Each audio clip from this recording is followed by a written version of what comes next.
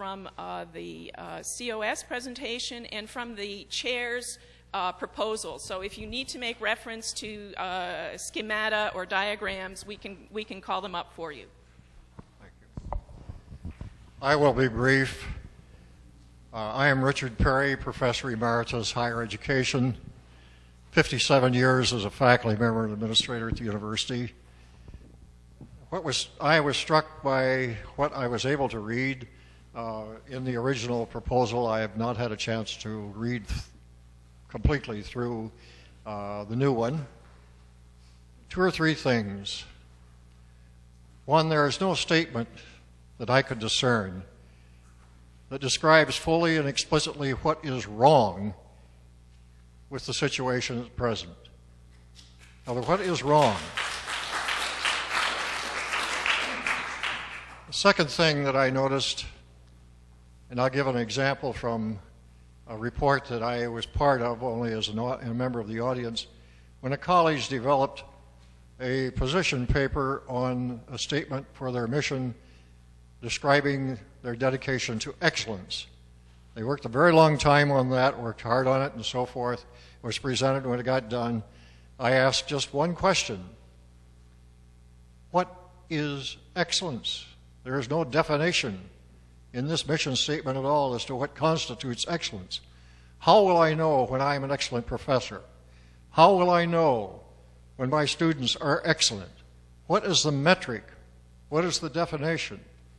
Dead silence, you see. That disturbs me because I learned a long, long time ago in studies in moral philosophy at the University of Glasgow after World War II from a very distinguished professor of moral philosophy. Definition of the terms.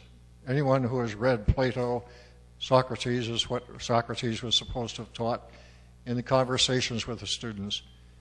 The definition and understanding and mutual understanding of what a term means is essential to an intelligent conversation and description.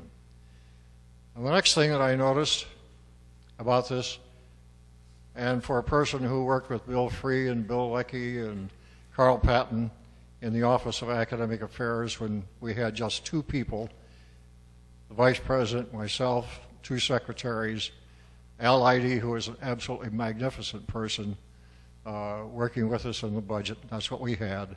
And we had 24,698 students in this university. That's a matter of record. I find nothing in this document which identifies what the expense of the change will be. What is the expected cost? Where will the allocations be?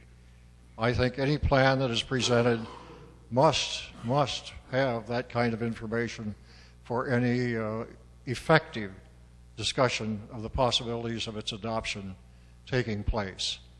It's a little bit like trying to look through the fog to find the promised land of a safe harbor. That's not possible. You're going to step off the cliff and find yourself exactly where the German army found itself in World War II, and that was with the development of a monster tank. It was named the Goliath. It weighed more than 100 tons. It was so complicated and so weighted down with its complements, it couldn't move. That's the truth. It's a matter of record. And so my opinion here is certainly a look at organization is necessary. What needs to be done is to provide the resources to the departments and the disciplines and the tenure track faculty lines which permit the faculty to move forward with all of the skill and discipline unencumbered by the necessity, except in very extreme circumstances, of the weight of a truly unnecessary bureaucracy as described in this plan.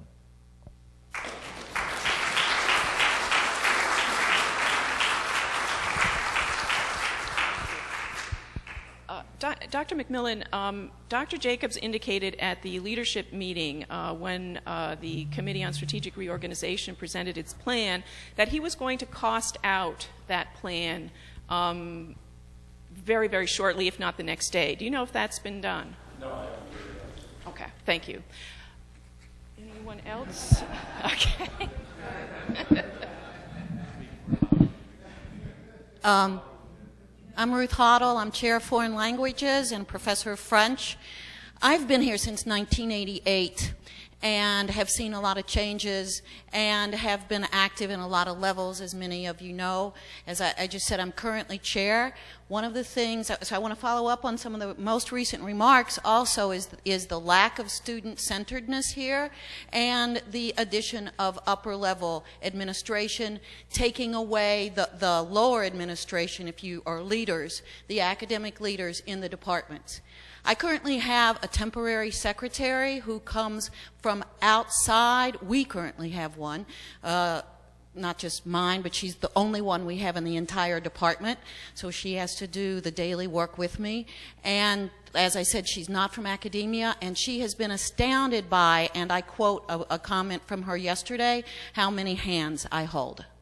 I spend a great deal of time every day talking to students, working with students, and if this, the other plan, the COS or CSO or whatever they are, that plan totally takes that level away. In a chair's meeting last week, this week, I half facetiously said, I don't know if Sarah, the current chair of English, were to be the director of humanities, I'm not sure how she would be able to field all of the questions about foreign languages. And so you can take that and apply it to all of your fields, I know.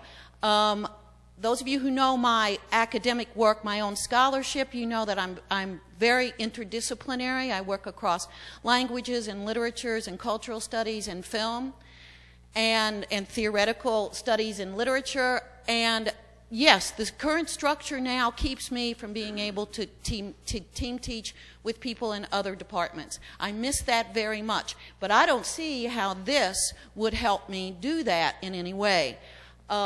And so those are some of the reasons.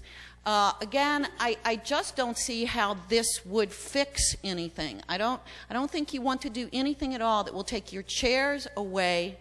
And believe me, I would much rather be sailing on the Mediterranean right now than here in front of you or in my office every day from 9 to 5. But somebody has to do that. And if you take that level away, the students will be the ones who suffer. And in the long run, they will end up paying more money to pay for those people at the expensive higher level. Thank you.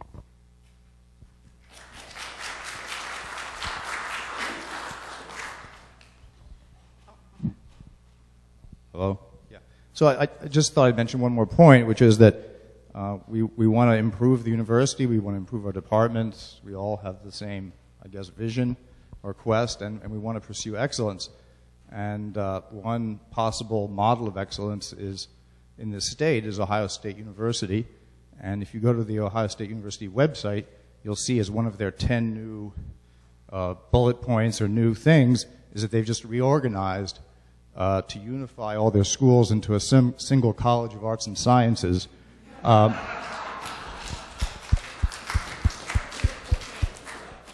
Which is divided into 3 divisions.